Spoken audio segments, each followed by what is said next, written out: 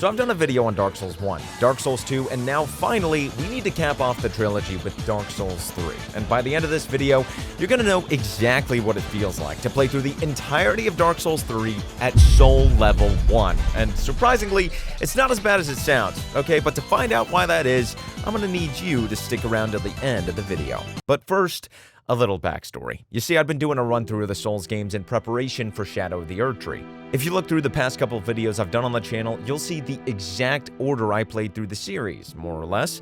Dark Souls 1, then 2, most to 3, but then I moved on to the Elden Ring DLC because I wasn't able to finish my Soul Level 1 run of Dark Souls 3 before then, but now I've just recently came back and finished the entire run, and man, am I glad I did. You see, I'd say I'm okay at Souls games. You know, I certainly wouldn't define myself as a challenge runner, but... Like! What am I doing? Was I still alive? Oh no, I was dead. I'm not dedicated enough to sit there and do these games blindfolded or to no-hit the entire trilogy. Nah, I'm nowhere close to that level of skill. So when I decided to do a Soul Level 1 run of Dark Souls 3, I thought I was going to be in for a ridiculously frustrating experience, and while it was that with some bosses... I don't know what to do. Oh, come on! I'm not even near him, bro! I'm done. That's it. For the most part, I was actually having a kick-ass time. Yeah! Yeah!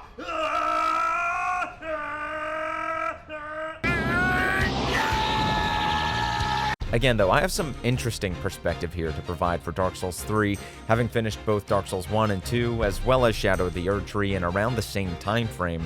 The first thing you'll notice about Dark Souls 3 coming from the first two games is how much faster the game plays.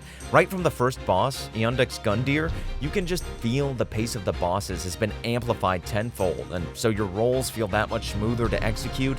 And the beauty of a Soul Level 1 run is that you really need to understand the boss's patterns before being able to progress. And because this entry has arguably the best bosses in the history of the franchise, it really creates a wonderful combo. The bosses feel like this dance that you're trying to learn to do, and it's extremely satisfying to get into this flow state in order to take them down. Compare this to Dark Souls 1, for instance. Don't get me wrong, I love Dark Souls 1, but the combat feels really slow and sluggish in comparison to Dark Souls 3. You can only ever roll in 4 directions, the lock-on system is usually worthless, and the game feels better to play without it. And the game generally just doesn't play nearly as smooth as Dark Souls 3. Heals are slower, bosses are slower, and so are your attacks. Honestly, I attribute 3's fast-paced gameplay to Miyazaki's experience with Bloodborne, and I'm glad that he instilled some of that aggressive gameplay here into Dark Souls 3. Heals are faster, rolling is faster, the bosses are quicker, it's just Dark Souls 1, but better. And all of this is immediately apparent right out of the gate from the first boss of Dark Souls 3.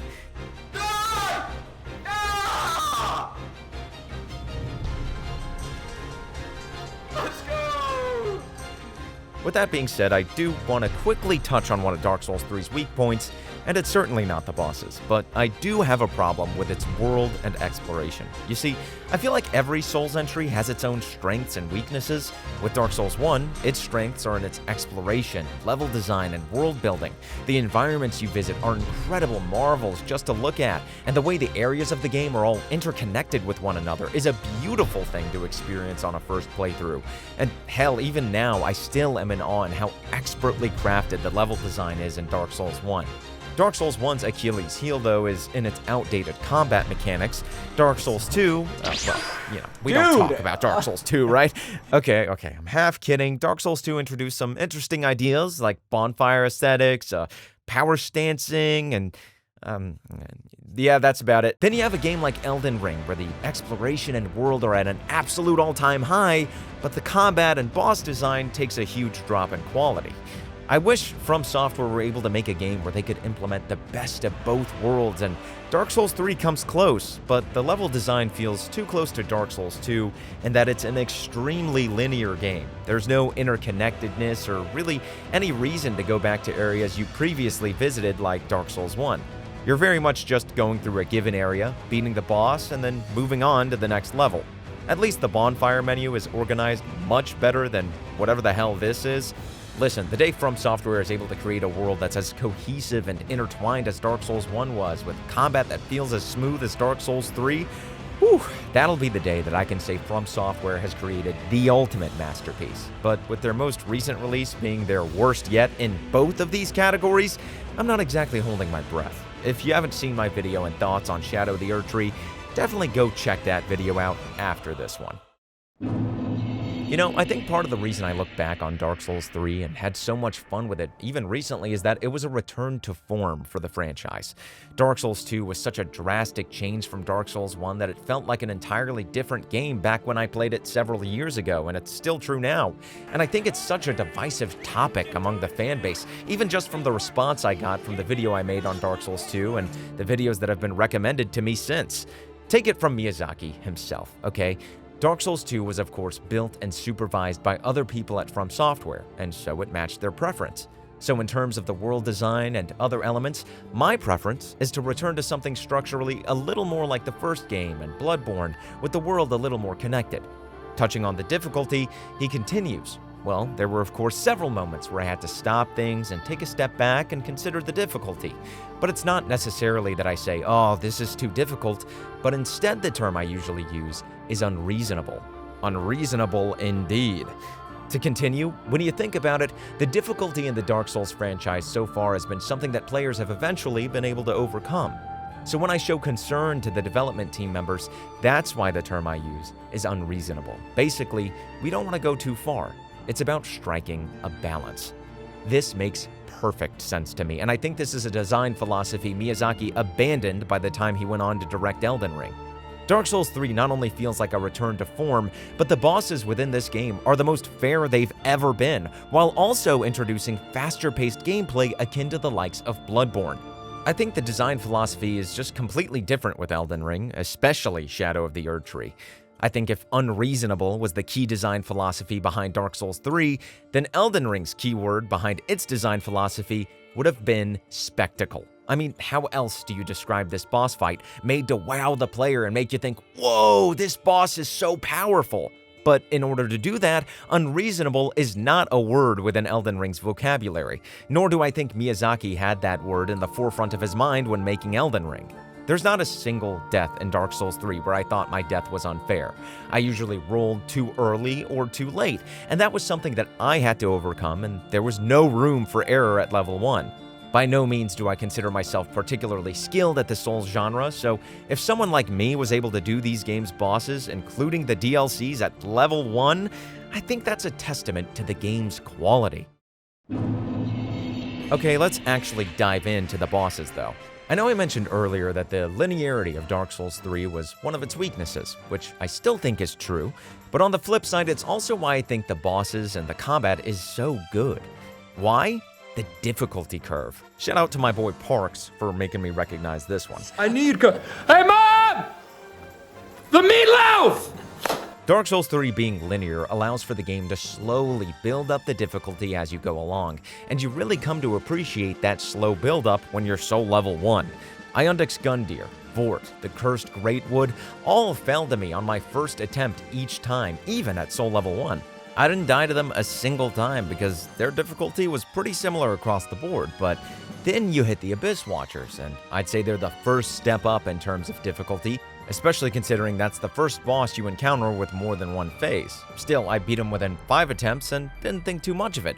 Wolnir again, I think I died to him once, but the second attempt went much smoother. But then there's Pontiff, and this is where the game takes a significant jump in difficulty and the curve greatly increases, especially from a Soul Level 1 perspective.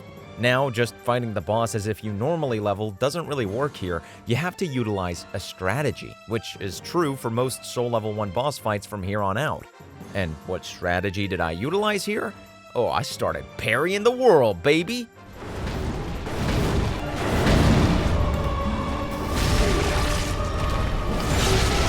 That's the thing about Dark Souls 3. There are different strategies you can employ during a boss fight to make it easier on yourself, and at Soul Level 1, you gotta be resourceful.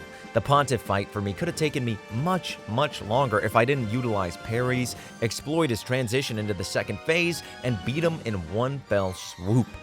Back him up against the wall, just fuck him. Just bang, bang, bang, bang, bang. Nameless King is another example of this. This was easily the boss I died to the most during the Soul Level 1 playthrough, including the DLCs.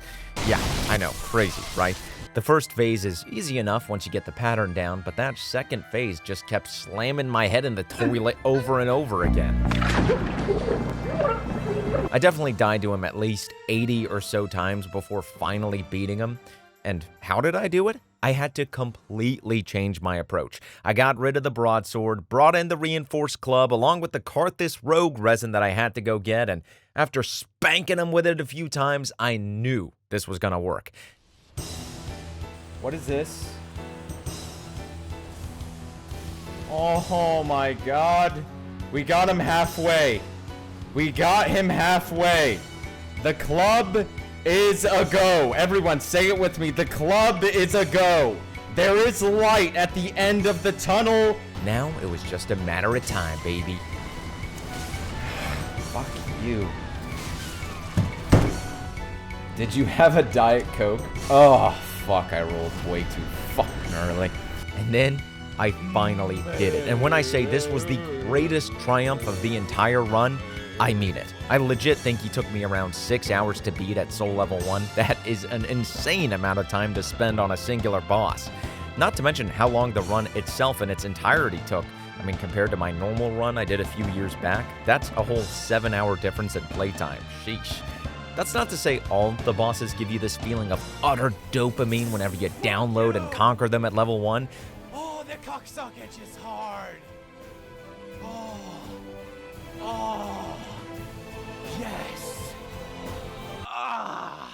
There are a few bad apples here and there, mainly 2 of them, Midir and Osiris. Of course, they'd both be dragons. God, I hate dragon-type enemies. Let's talk about them one at a time. First, Osiris. He's a piece of garbage. I don't know, I feel like everybody has different issues with different bosses, and this guy was my biggest issue, mainly due to his wonky-ass hitboxes. Dude, I don't want to hear it like a...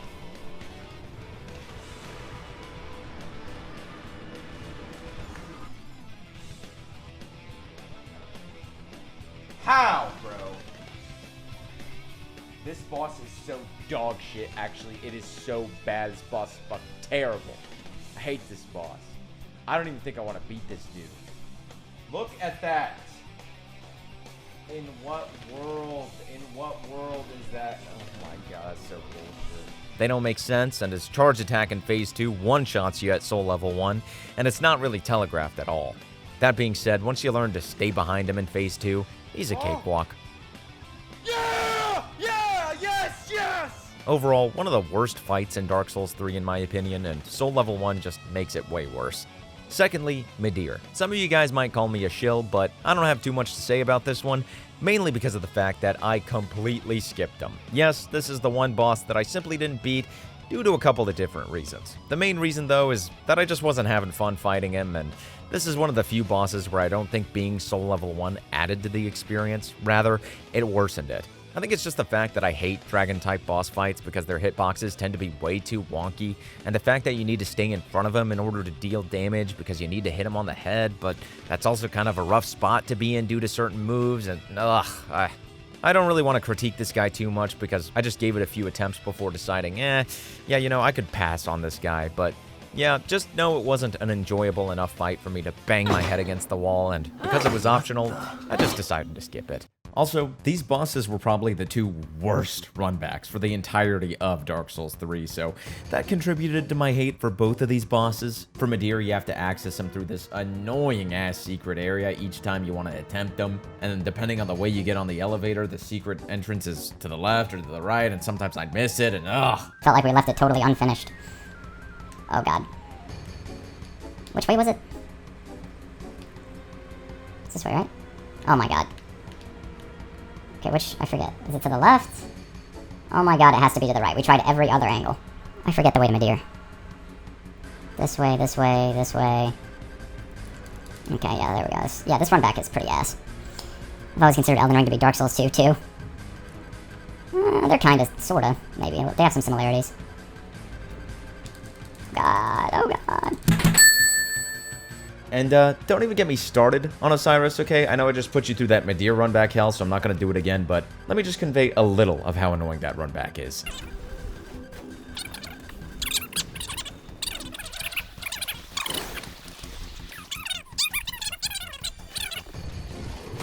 Fuck. Oh my god, dude. I hate this game! I hate this game. This night was the MVP. Holy shit, getting past him was an absolute batch and a half. Anyway, back to the bosses. Now, we're not going to make this an hour-long video into where I dive into each and every boss and how differently I had to approach them at Soul Level 1. Listen, there's plenty of videos that do that, and you can go check out my live stream to see what happened in real time. But I do want to touch on one of the highlights and who I think is one of the best bosses in the entirety of the franchise, Slave Knight Gale. For my lady's painting.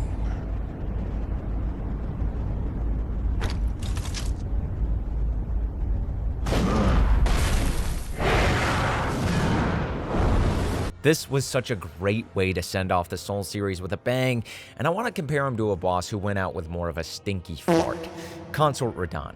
Both of these bosses were meant to close off a significant chapter in both the Soul series and Elden Ring. First, let's quickly talk about Consort Radahn. For one, he's a reused boss from the base game, which is extremely disappointing for the final boss in the entirety of Elden Ring, but whatever. Even from a lore perspective, it's just utter shit. It's never hinted that this is who you're going to ultimately be going up against. No, the entire DLC, you're just chasing Miquella around until you make it to the final arena, and whoopsie daisy, she's on Radahn's back in the second phase. Ugh, shit's stupid. And then when you finally beat Radahn after death after death after death, because this boss is no cakewalk, what are you finally rewarded with? This pointless cutscene which adds nothing to the story. It's something we already knew. It doesn't add on to the story in any significant way or pose an open-ended question that fans could be wondering about for years. No, none of that. Now compare this to Slave Knight Gale. He's built up fantastically in the first DLC by being the one who transports you to Ariandel. He seems like this pathetic nobody character whose only purpose is to take you from point A to point B, but he's built up wonderfully and ties together both DLCs and the story of the main game in one extremely epic conclusion. I'm not going to go into detail on why it's so cool because this isn't a lore video and I don't want to regurgitate information, but I will give you a very quick rundown. Okay, so you got this little girl here who's supposed to create the next painted world, but Fried and Wilhelm just want to stay in Ariandel. So they imprison her, but you end up freeing her, set fire to the whole place, and kill both Wilhelm and Fried. And it's a little sad and depressing, but you know, you get over it because now the girl can make a new painted world. But to do that, she needs Uncle Gale to bring her the pigment, the dark soul of man. And then in the second DLC, you figure out, oh my god, that dude that sent us into the painting is Uncle Gale, and he ended up consuming the dark soul, and now you have to fight him, which he planned for all along, and it's way better storytelling than whatever this was. And I haven't even started talking about how the boss fight itself plays out, which is really the highlight of the entire series for me. Doing this boss at Soul Level 1 was easier than the entirety of the Elden Ring DLC. Oh, damn! And it's because this boss is so much fun to learn and fight. Nothing feels particularly unfair about the fight either. The attacks are well telegraphed, and again, there's nothing visually distracting that causes you to get hit by something you couldn't actually see. Even the phase transitions are done wonderfully from a lore perspective. What is he doing? What the fuck is that? At first, Gale is this monstrous version of himself, attacking you on all fours like someone who's completely lost their mind. But gradually, as you get him into the second and third phase, he starts to utilize the power of the Dark Soul, standing upright and attacking you much more like a normal humanoid would. The way the music transitions between the phases gets more and more epic as the fight goes on, and it just adds to the amazing atmosphere. Lightning rains down the arena, and the music goes... This is how you do a final send-off for one of your most successful franchises. Fuck yes! Let's go! Let's fucking go! Yes! Oh, let's go. Let's fucking go. Oh my god, let's go. Oh my god, down to the wire, no Estus. I said no more mistakes, and I made no more mistakes. You hear me? Huh? Hear me? Even excluding Gale himself, the Ringed City is such a cool-ass area that you gotta get through. Running through the dreg heap with this angel shooting beams of light at you, crashing through this glass ceiling, following in the footsteps of Gale so you can reach the literal final boss of the series. I mean, this DLC is just absolutely incredible. In conclusion, I really like Dark Souls 3. There are things that 1 does better than 3, but there are also things that 3 does better than 1. Hell, for the most part, I think the entirety of Dark Souls 3 did things better than Elden Ring did, and the Ringed City absolutely blows Shadow of the Erdtree out of the water in terms of being an epic final chapter to conclude the storyline. Then again though, this video also concludes my retrospective look at the Dark Souls series. If you guys haven't watched my retrospective videos on both Dark Souls 1 and Dark Souls 2, definitely go check those out now that you've watched this one. I'm also going to need some more Soulsborne recommendations, so if you got any in mind for me to try out or make a video on, don't hesitate to leave them down in the comments below. I'm currently live streaming Lies of P here on the channel and having a blast with it so far, so if you guys want to pop in while I'm live sometime, subscribe to the channel and ring that bell to know when they're happening. And a huge thanks to all the members here on the channel who've joined the Bisness, Sam Procrastinates, Parks, Adam, Newhouse Estates, Jared Van Vlake, Nervisu, and Jared Phillips. Huge shout out to those guys, and a huge thank you for being part of the Bisness. The best. Join the Bisness today, folks, so we can keep taking care of business, and I'll catch you guys all in the next one. I am.